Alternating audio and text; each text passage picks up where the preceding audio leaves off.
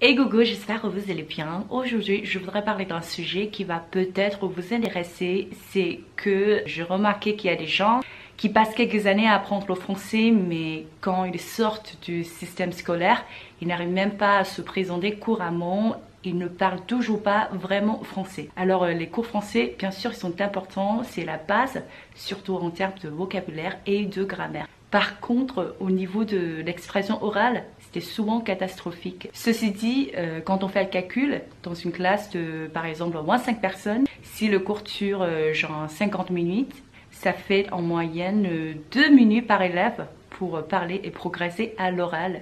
C'est largement insuffisant. En fait, j'ai déjà parlé de plusieurs méthodes pour améliorer votre oral dans mes vidéos précédentes, mais aujourd'hui, je voudrais partager avec vous une méthode qui est très importante pour moi, c'est de penser en français.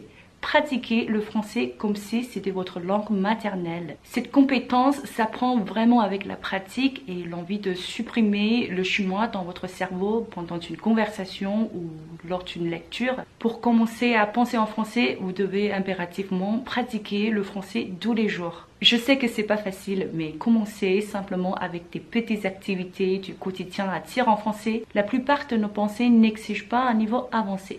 Si on y réfléchit bien, souvent ce sont des choses très banales. Par exemple, chaque matin, dites quel temps il fait. Voilà, c'est une phrase simple qui peut varier selon la météo. Ou bien vous pouvez écrire comment vous vous sentez tous les matins. C'est une phrase simple qui peut varier selon votre état d'esprit. En plus, qu'est-ce qu'on doit acheter au supermarché, les tâches ménagères, qui on doit appeler, machin.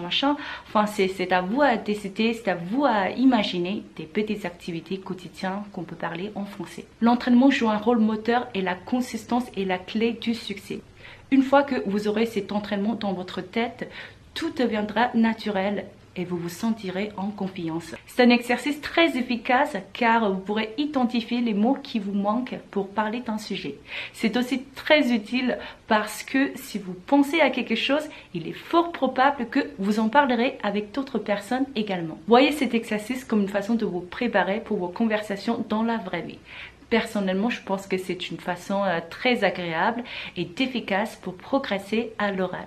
Voilà, c'est tout pour la vidéo aujourd'hui. Au final, comme d'hab, si vous êtes en train d'apprendre le français et que vous voulez améliorer votre niveau de français, je vous conseille mes cours Lola 法语强化课程 et mon e-book Parler comme un français. Et si vous avez envie de commencer à apprendre le français, je vous conseille mes cours Lola 语音入门课程. N'hésitez pas à cliquer le lien dans le premier commentaire pour plus d'infos. Et puis n'oubliez pas de liker ma vidéo et vous abonner à ma chaîne. On se voit très bientôt dans la vidéo prochaine. Ciao!